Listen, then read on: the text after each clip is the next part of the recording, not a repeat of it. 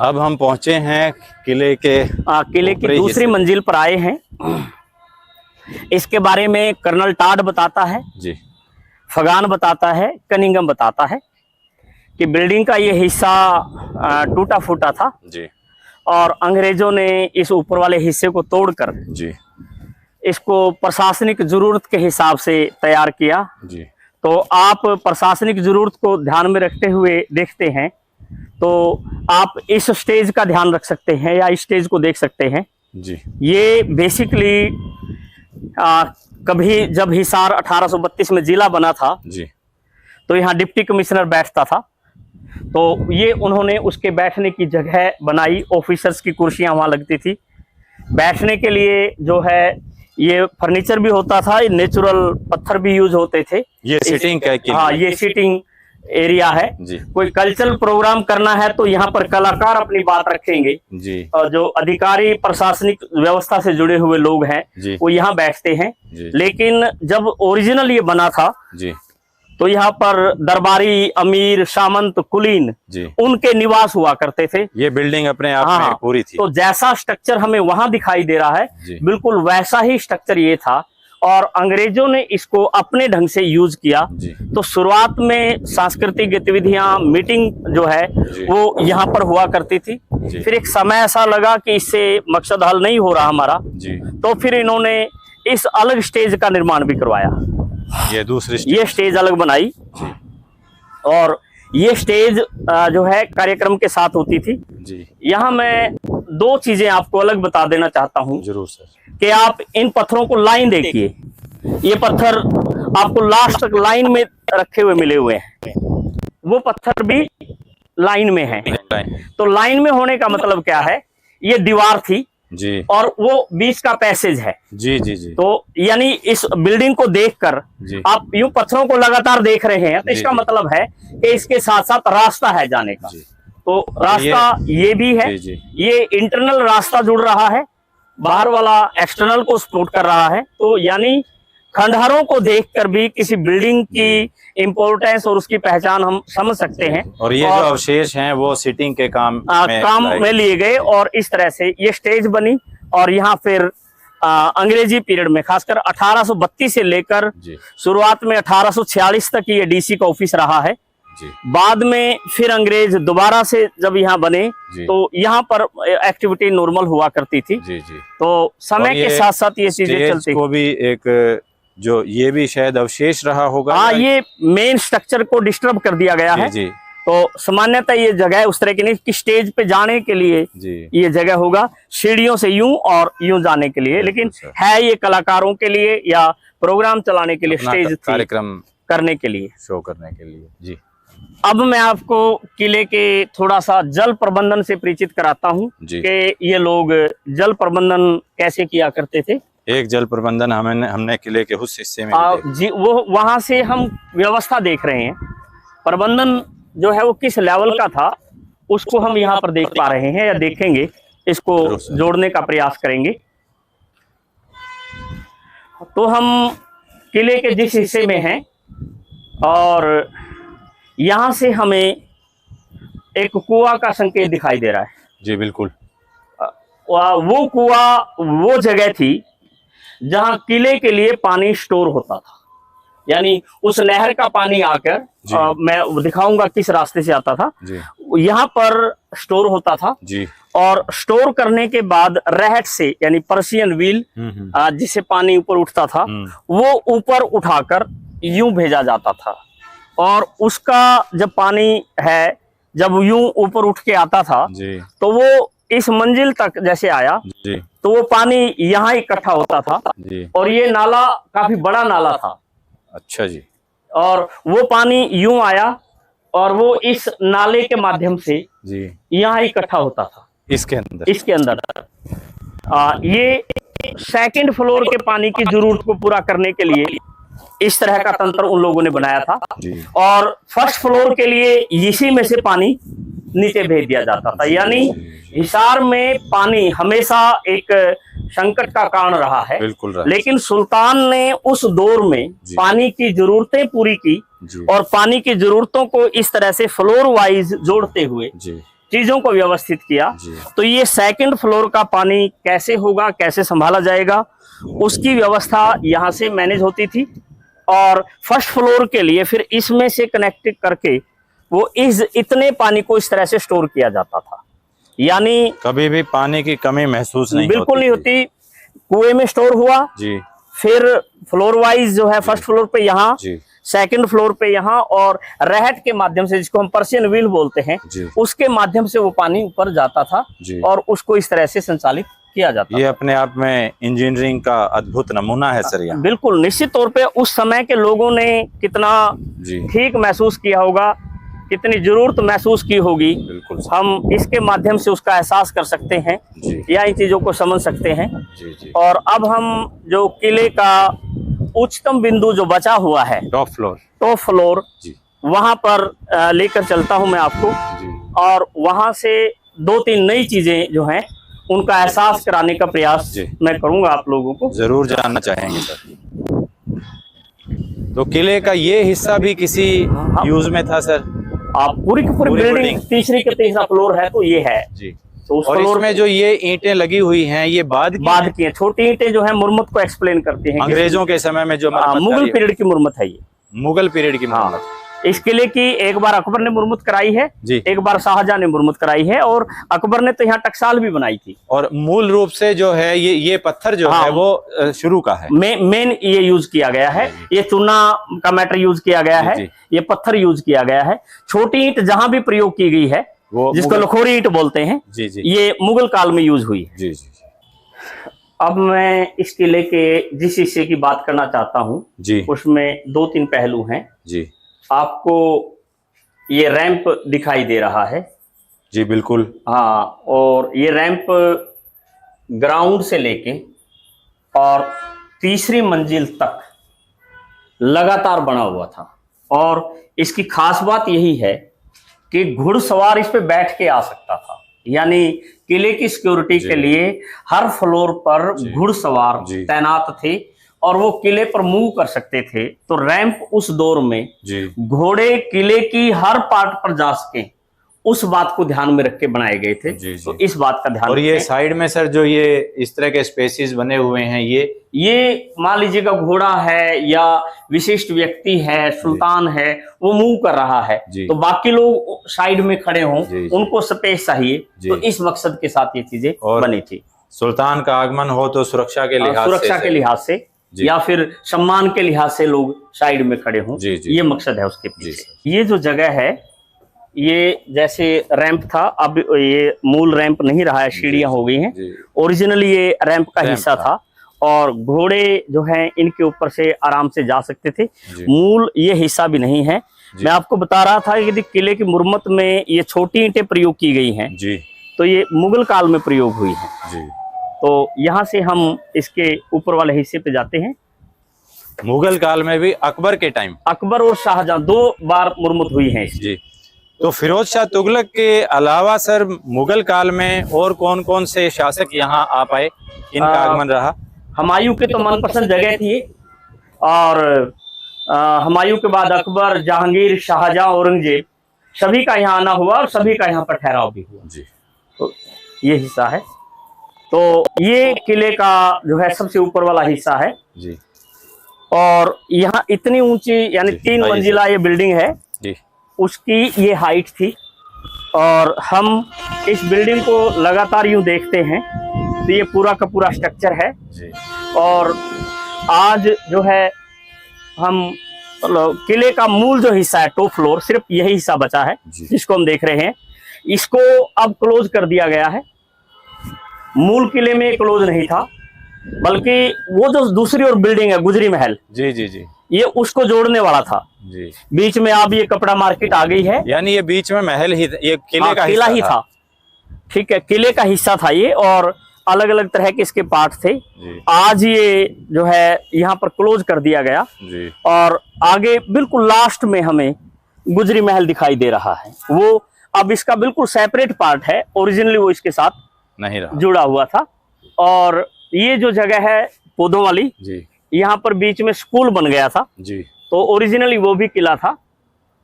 यहाँ भी कुछ बैठने की जगह दिखाई दे रही है सर। ये देखो आपको मुरम्मत देखिएगा कि छोटी ईंटों के साथ बड़ी ईंटें भी प्रयोग की गई हैं। बड़ी ईंटों का प्रयोग अंग्रेजों ने किया है, छोटी ईंटों का प्रयोग मुगलों ने किया है। यानी हर लेवल पर जिसको भी जैसे जरूरत पड़ी उसने मुरम्मत किया है इसका और इन चीजों को मेंटेन किया है। ये भी बैठने की जगह होती है? बिल्कुल बैठने की जगह है और यहाँ पर इस तरह की जो एक्टिविटी है सामान्यतः चला करती थी या इनको हम इस तरह से देखा करते थे। और ये अंदर वाला हिस्सा जो है इस दीवार के साथ साथ क्लोज हो जाता था, फिर अंदर बाहर वाला जो चैम्बर है वो ज्यादा महत्वपूर्ण दिखाई देता था। अभी हमने देखा सुल्तान का लिविंग प्लेस देखा, किले को हमने देखा, लाट की मस्जिद देखी। अब इस हिस्से में सर हम आए हैं, तो ये हिस्सा आप बताएं डिटेल में। जो ये इस तरह के रूम सेगमेंट अलग अलग बने हुए हैं और इस कुएं के बारे में आपने पहले बता दिया था, तो इनके बारे में बताएं सर, क्या है, क्या मकसद है इनका? किले का ये जो हिस्सा है आप इसको वीवीआईपी एरिया कह सकते हैं, क्योंकि यहाँ पर जो औपचारिक तौर पर गेस्ट आते थे, शाही गेस्ट, उनके रुकने की जगह थी। राजदूतों का स्वागत और जो कार्यक्रम है वो यहाँ पर होता था। बहुत अति विशिष्ट बैठक कई बार जब दीवाने हाम में नहीं करनी होती तो वो इस जगह पे हुआ करती थी। तो उस जगह से उस उद्देश्य के साथ ये पानी की बात हमने कर ली कि पानी यहाँ थे कि पानी बीच में सर मैं रोकना चाहूंगा, दीवाने खास ये वाला हिस्सा है जो ऊपर वाला हिस्सा है, जो स्पेशल मीटिंग्स हैं, जो मंत्री दरबारी हैं उनके घर इनके साथ हैं, तो उनके साथ यानी ऊपर से वो आ जाएंगे, नीचे शासक का सुल्तान है। तो ये बैठक कक्ष है दीवाने खास, उन लोगों के साथ बैठक होती थी।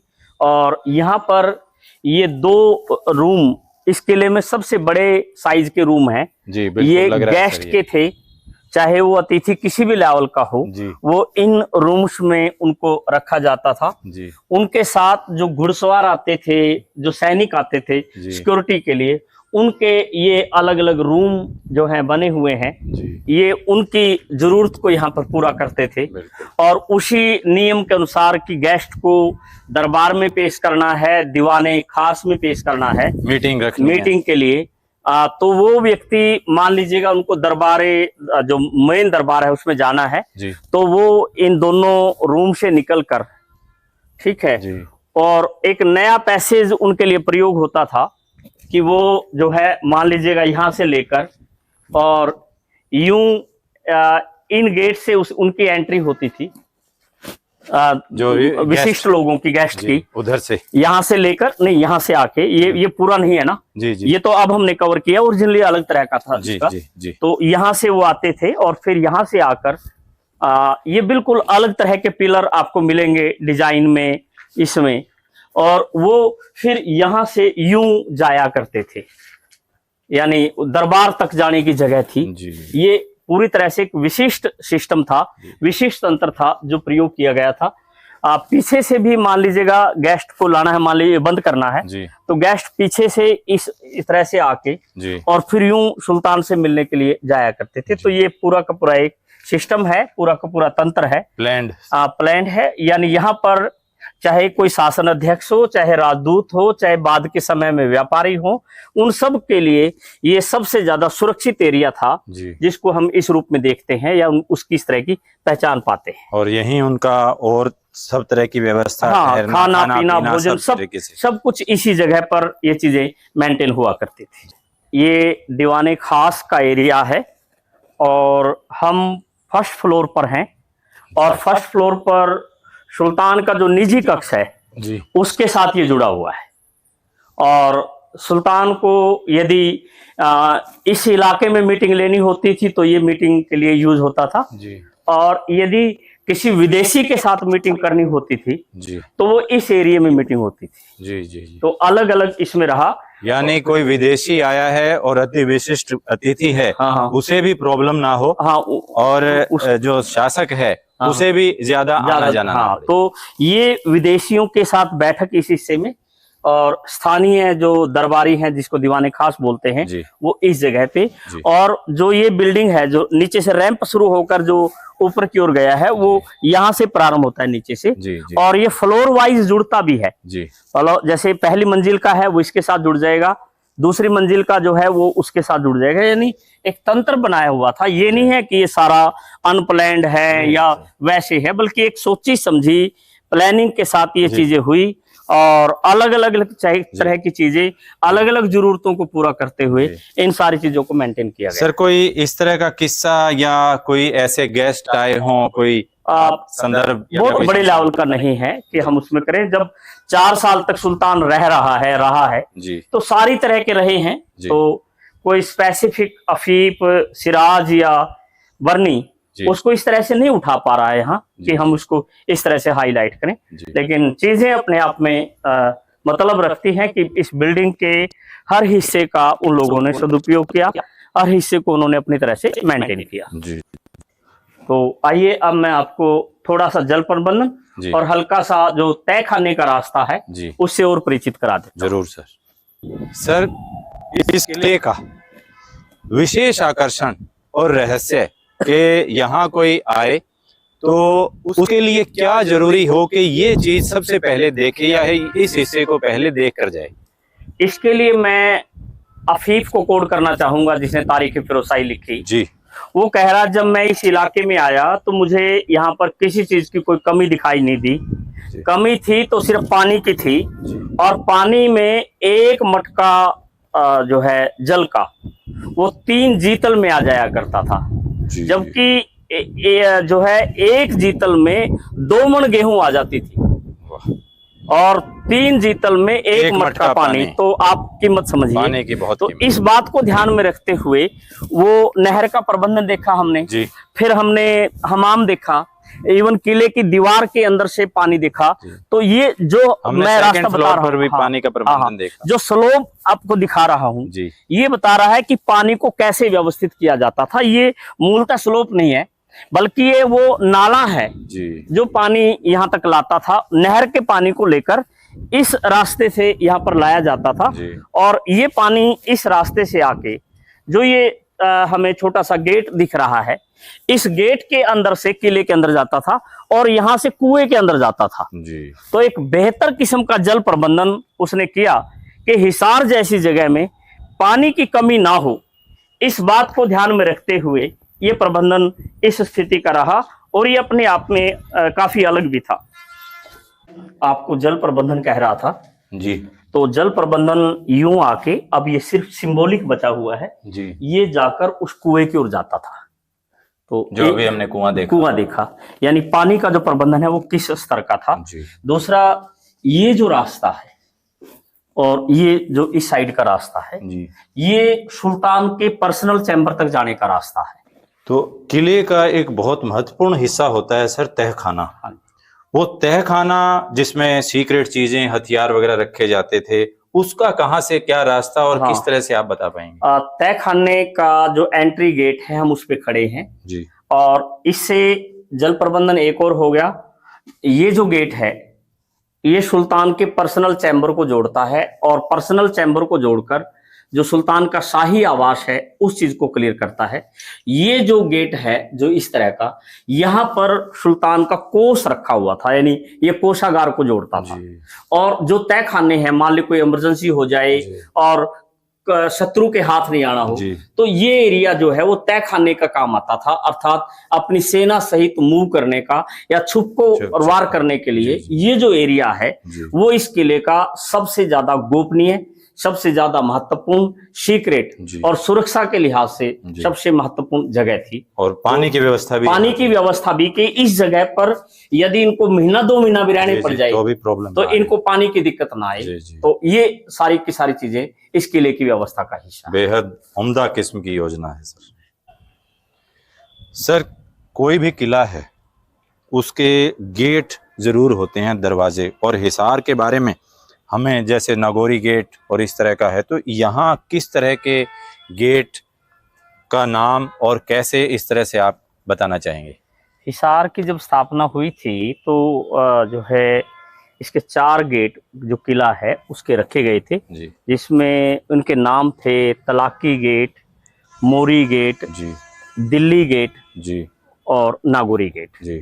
तो नागौरी गेट का मतलब दो अर्थ रखता है। एक तो कि ये रास्ता नागौर की ओर जाता था, जी दूसरा इस किले का जो आर्किटेक्ट था वो मलिक दान्याल नागौरी था, जी। जो हिसार का नाजिम भी था, तो उसने अपने नाम के साथ ये रखा था। जी दूसरी बात कि जो दिल्ली गेट है वो दिल्ली की ओर जाता था। जी जहां तक तलाकी गेट है, तलाकी गेट को लेकर लोगों को बहुत कंफ्यूजन है। ज्यादातर लोग ये मानते हैं कि तलाकी गेट शमशान भूमि की ओर खुलता है, जी जिसका जिंदगी से तलाक हो जाता है उस गेट से बाहर जी निकालते जी, थे। ऐसा ही। जबकि अरबी में तलाकी का मतलब वीआईपी होता है, जी और वीआईपी गेट यानी जहां दरबार है, शाही जरूरतें, वो सारा कुछ है।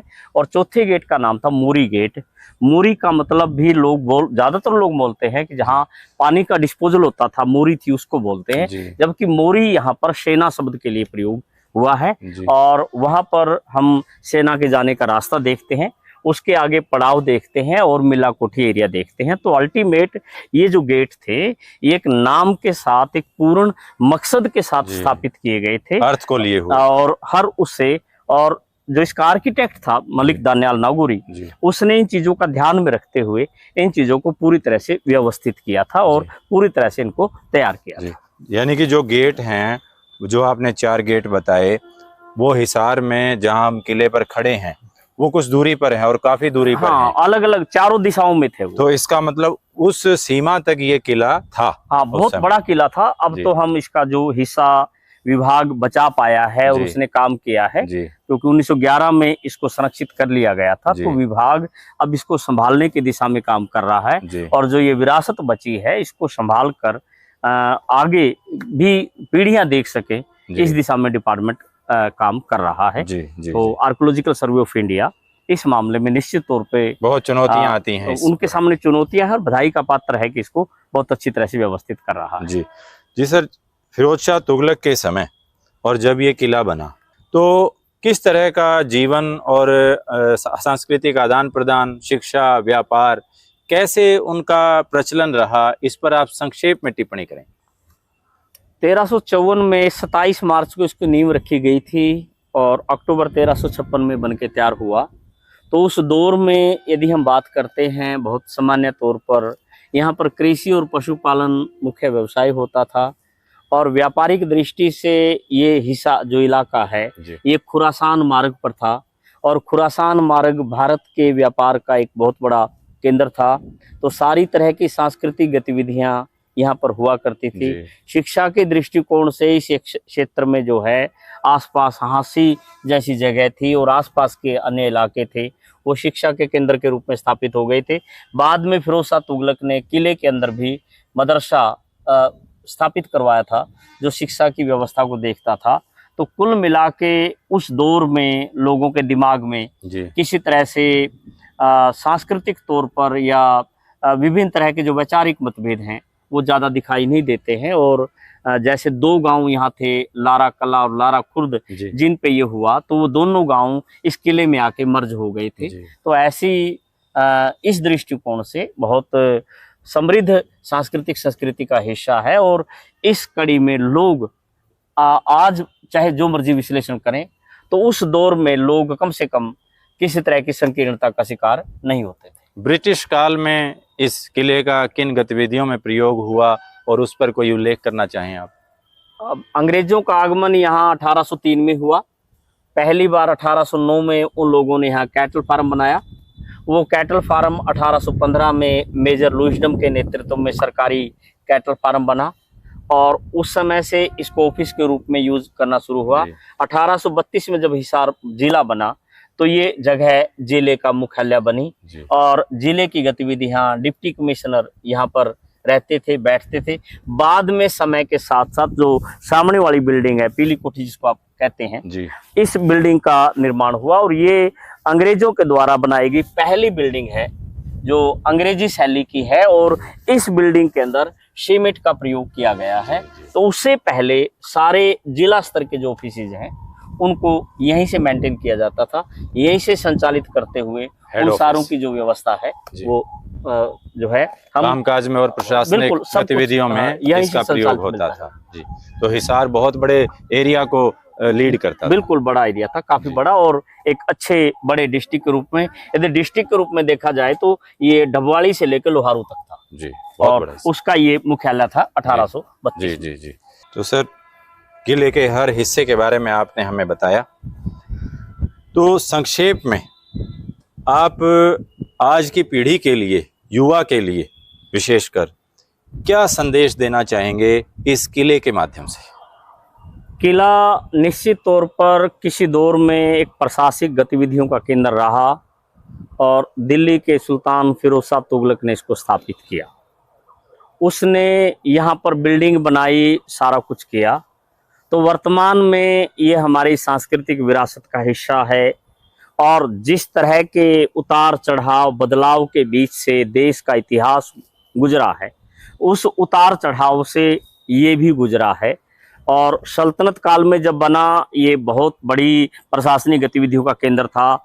मुगल काल में खासकर अकबर ने यहाँ पर टकसाल स्थापित की थी। बाद के समय में भी सैनिक गतिविधियाँ यहाँ पर रही। अंग्रेजों ने भी हेडक्वार्टर बनाया, और इसी इलाके में जो है अंग्रेजों के खिलाफ जो आज़ादी की लड़ाई है वो लड़ी गई। और खासकर जो लाला लाजपत राय है, यहाँ से 200 गज दूर खजांचिया बाजार वहाँ पर रहा करते थे, वो सारा को सारा। और 1857 में जिन 19 अगस्त को भारतीयों की हार के बाद जिन 123 लोगों को रोड रोलर के नीचे कुचला था, वो बिल्कुल यही जगह थी। और इस जगह के ऊपर 123 लोग जब कुचले गए, तो वो लोग उठने की बजाय, यानी बगावत का रास्ता छोड़ने के बजाय अंग्रेजों के साथ लड़ते हुए मर मिट गए।